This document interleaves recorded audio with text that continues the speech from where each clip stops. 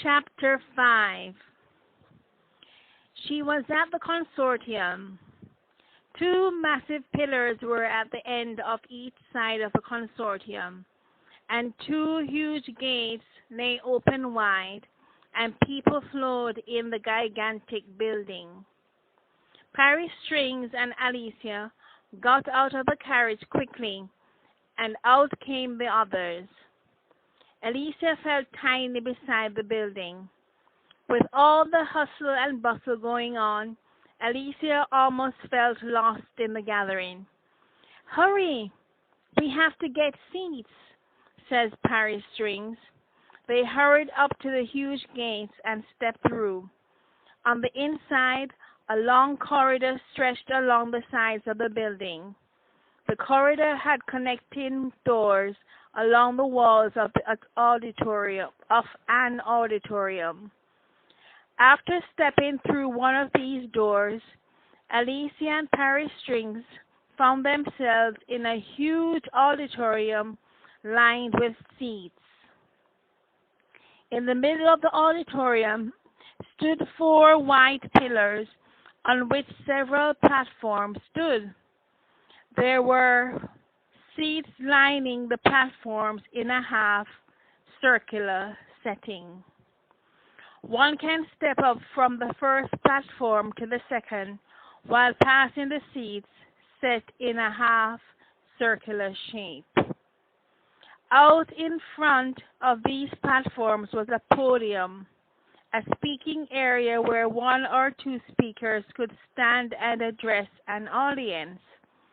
A huge flat-screen television was at the back of the last highest platform, which displays the speaker as he or she addressed the audience from the podium.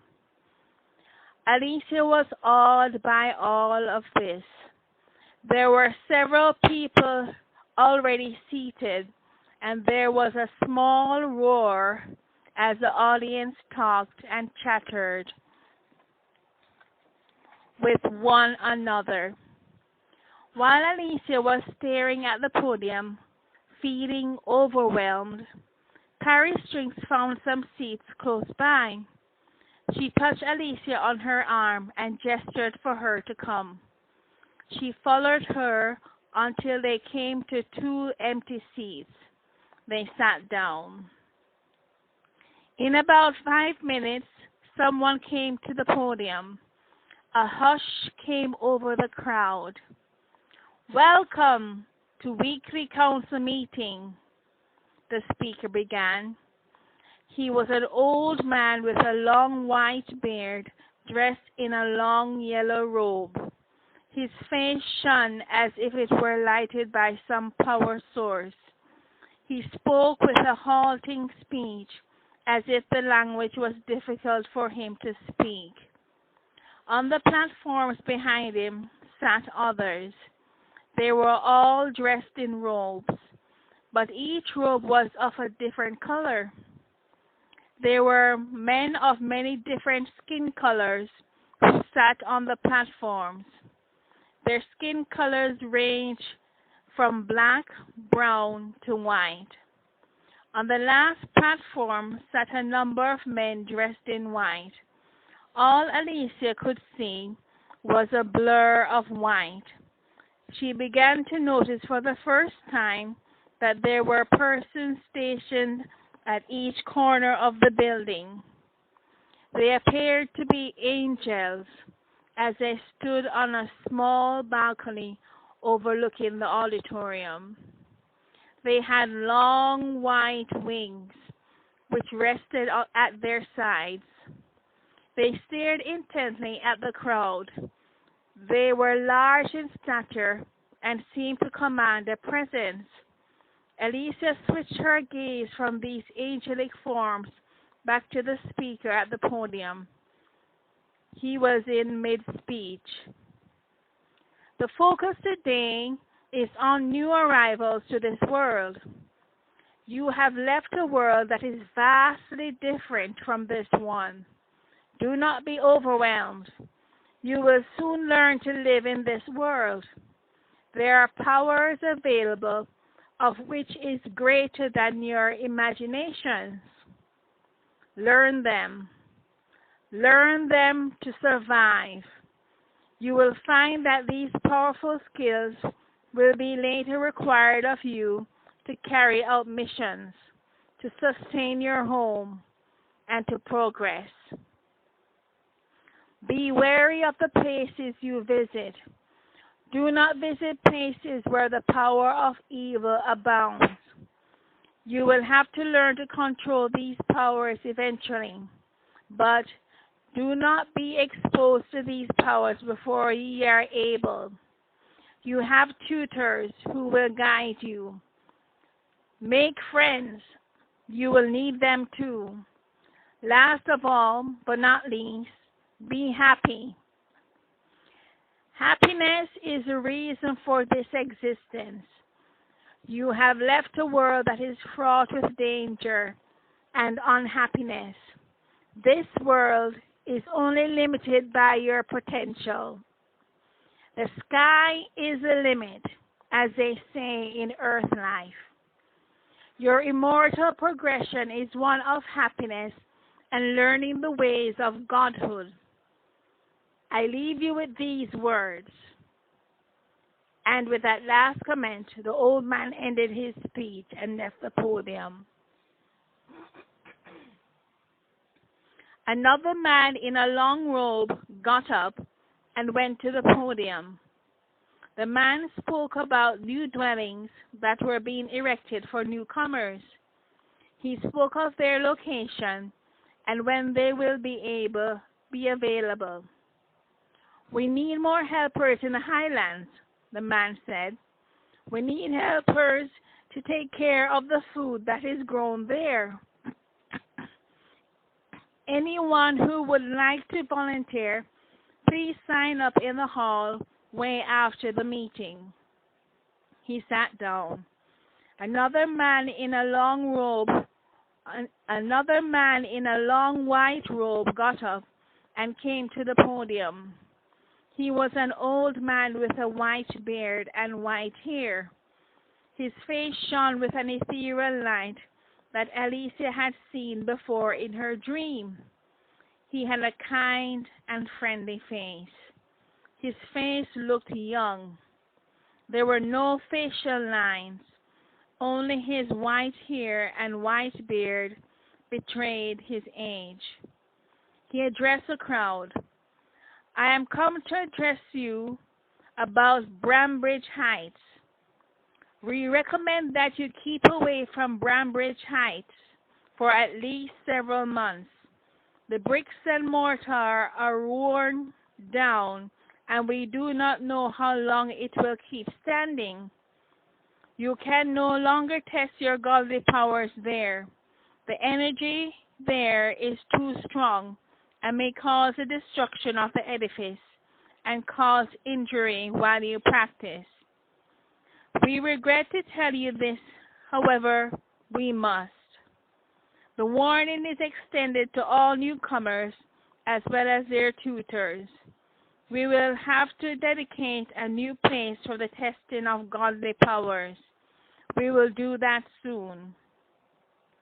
We will announce a new place at a future council meeting.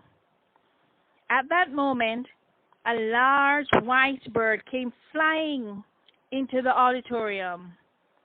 An "ah" came from the crowd. Everyone was startled. The bird came and alighted on the podium beside the old man. Clutched in the feet of the bird was a small scroll. The old man quickly took the scroll from the bird's feet and read the message on the scroll. He read it quickly, then crumpled the paper. He addressed the crowd in an agitated voice. He addressed the crowd a little agitated. I'm afraid I have to go now, quickly. I am needed for an emergency. He quickly left the podium, took a chute that led off the platform, and hurried outside. A man was waiting for him on the outside. At the moment the man announced his departure from the platform, Alicia felt a strong feeling to leave the auditorium and go outside. The feeling washed her until she got up and left the auditorium. On the outside, she saw the old man hurrying towards a carriage that was waiting outside. A man was waiting in the carriage. The old man talked hurriedly with this man in an excitable manner. There was something familiar about the man inside the carriage. However, she was too far away to see his face, but the posture was familiar. Suddenly the man in the carriage looked up and stared at her. Alicia gasped for breath. It was the man who had contacted her on Earth, the one who was in her dream. Shocked, Alicia stood rooted to the spot. The man suddenly got out of the carriage and strode hurriedly towards her. When he got to where she stood, he said, "Alicia," and embraced her tightly. The embrace seemed like forever until he let her go at last. Alicia blustered. She did not know what to say. She did not even know his name. There he was, standing before her as in her dream. The man, realizing that she faltered in her speech, said, "Say nothing. I know it will be a shock for you. I have missed you for all these years." He embraced her again. Alicia finally found her voice. "Where have you been all these years?" she asked. He smiled and said, "Here. I left you alone because I had to. We were leading two different lives. I could not take you here, and I had to return. My mission to your world was only for a time and for a specific purpose," he explained. "I have never forgotten you," said Alicia. "I do not think I shall," she added.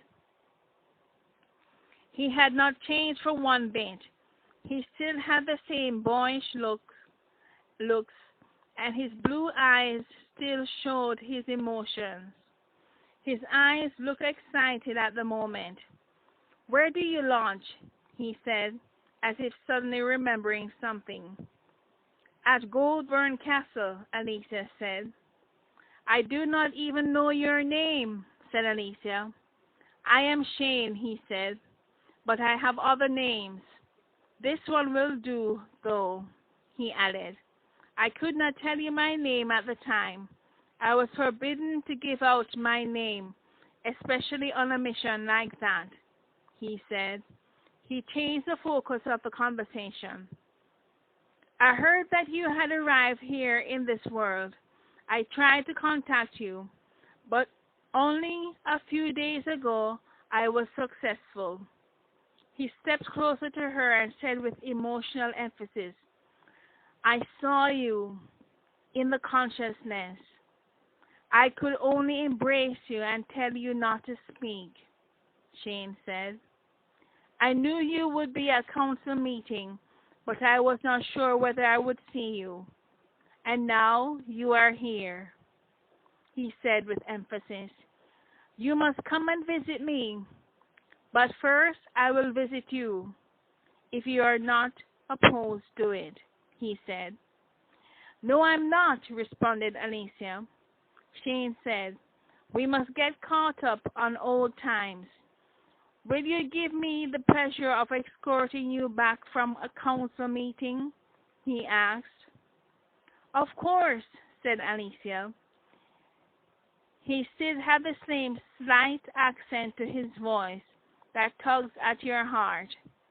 "I will be waiting for you on the outside after the meeting.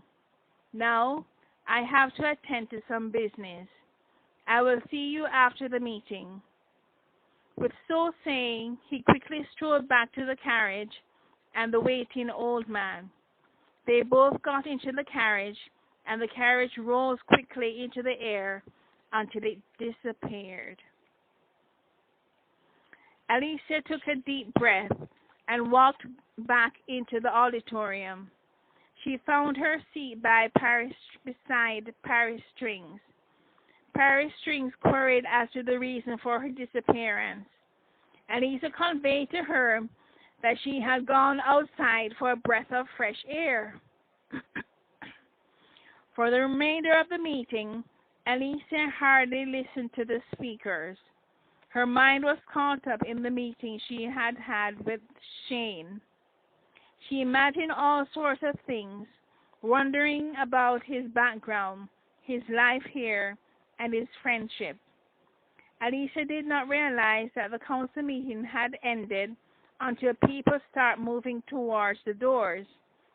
Paris Strings got up, and Alicia followed her. They moved slowly with the crowd towards the doors. They got to the doors, and finally they were outside. Shane was waiting for her outside.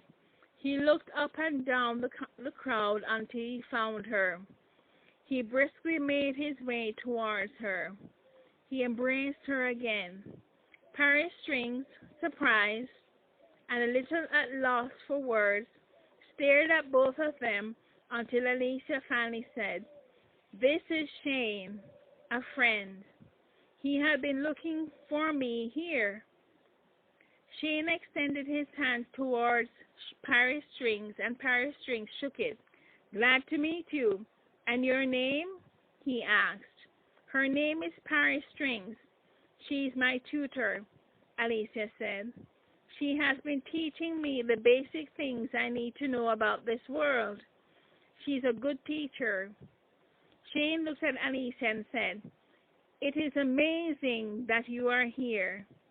"Is she a good student?" he asked Paris Strings. "She's a good student," said Paris Strings. "She learns quickly," she added approvingly. "I will have to teach you some of our ways," Shane said, and winked at Alicia. Alicia felt her heart do flip-flops. She must not act this way, Alicia thought. Why is her whole being responding to him like that? Something was happening deep within her that she has never felt before. Although she struggles not to respond with feelings for this man, something is taking her closer to him. "It is time to go," Shane said. He ushered the two women inside his carriage, and in a heartbeat they were in the air. Everyone stayed mostly quiet throughout the journey. Alicia was left to her thoughts. She was beginning to remember him. He was tough but humble. He was also proud of himself. His pride was one that she had admired. He was not overbearing. He had a self-confidence that affords him success in all his accomplishments. And yet he approaches every task with humility and respect for ability and powers. He respects the power behind every source. Alicia remembered how he had contacted her. She was sitting in the park one day on a weekend, alone with her thoughts, when she heard a voice in her head saying, "Pretty lady?" She looked up immediately, surprised. Across from her, sitting on another park bench, was a man with a large stature, light brown hair, and arresting blue eyes. "Yes, you, pretty lady," the voice said. The man was staring hard at her. With her breath caught in her mouth, she became startled. Alicia, that moment, felt an overwhelmingly elevated feeling as she was flying in the mid-air. The feeling swelled within her, then settled. By this time, the man was smiling at her. Alicia turned her head aside and he got up and approached her. He came and sat down beside her. She became nervous. Something about his presence caused Alicia to feel elevated again. It was as if she could not stop herself. "May I?" he said, but he had already sat down. "Yes," said Alicia. "Pensive?" he added, looking deeply within her eyes. "Disturbing thoughts or good thoughts?" he asked. Alicia laughed and said, "Just solemn ones," and turned her head away. "You should not think so hard that you are lost to your surroundings," he scolded gently. They started a deep conversation that day. She walked her home. He walked her home afterwards. They began a close friendship thereafter. The carriage gave a jiggle, and Alicia was brought back from her reverie. She looked across the carriage. Shane was looking at her, examining her face and half smiling. He saw that she was in deep thought. He reached out and covered her hand with his momentarily, then drew back. Suddenly the carriage started descending. Then it alighted. They were at Goulburn Castle. Shane stepped out first, and he helped Parry Strings out of the carriage, then Alicia. They had alighted on a grassy area. The texture of the grass felt comfortable to Alicia. Shane walked them to the huge castle door and then inside. He escorted them up to Alicia's room. Alicia gave the command, "Open door!" and the door to her room slid to one side. All three walked in. Shane looked around. "They gave you a modest room," Shane commented. "You have a wonderful view of the forest," he said, looking out the window. He went around inspecting the room to see whether it was to his liking. He walked towards the study, stepped in, and was going through the books when Alicia joined him. "They are all within specifications," said Parry Strings from the door. "I can see that," answered Shane. "The more difficult powers are better learned orally," he said. "Well," said Shane decidedly, "will you come with me tomorrow for a visit to my house? We are having a dance in the evening that I would like you to attend with me." Shane asked with alacrity. "During the day I can take you on a tour of the compound and show you all of the great aspects of the castle." He looked towards Alicia. "Your tutor can come with you, if she liked," he said, nodding in Parry Strings' direction. "Yes, I would love to," said Alicia. "How about you, Parry Strings?" Alicia asked. "I do not mind at all," said Parry Strings. "Well, it is all set," concurred Shane. "My carriage will pick you both up tomorrow morning." He shook Parry Strings' hand and gave Alicia a hug and then departed. "Well," said Parry Strings, "it has been a full day," she exclaimed. "Quite a friend you have there," she added. "Well, I must be getting back," said Parry Strings, "but I will be here in the morning. I am curious to see where he lives," she said. "It has been a wonderful day," said Alicia to Parry Strings. "Thanks for accompanying me to the meeting," said Alicia gratefully. "It was nothing at all," said Parry Strings. Alicia commanded her room door to open, and the door slid to one side. Parry Strings stepped through and was gone. It was already dark, and Alicia felt tired from the day's activities. She went closer to her closet. "I must find something for the party tomorrow," she thought. Towards the back of the closet she found something. It was a cornflower blue dress. She tried it on. It was simply made. It had one deep V-neck line and was close at the waistline.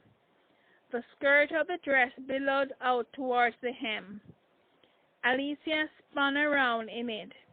The skirt billowed out and then rested on her legs. She decided to wear her boots with it. The boots were high enough. The length of the dress covered her knees, and her boots went up to her knees. She searched for another outfit to wear tomorrow. She found a pair of burgundy pants and a blouse with a variety of colors to match. She was ready for tomorrow. She got dressed for bed and jumped in feeling happy. She felt that she had accomplished a lot that day. She felt excited about tomorrow. She was not even hungry because of the excitement of meeting Shane that day. She closed her eyes. I must rest, she thought. Alicia dreamed all sorts of things that night. The dream was so complex and disjointed that when she awoke, she could not make head or tail of the dreams she had. It was still dark when she awoke. She went back to bed, and this time she did sleep peacefully. End of chapter 5.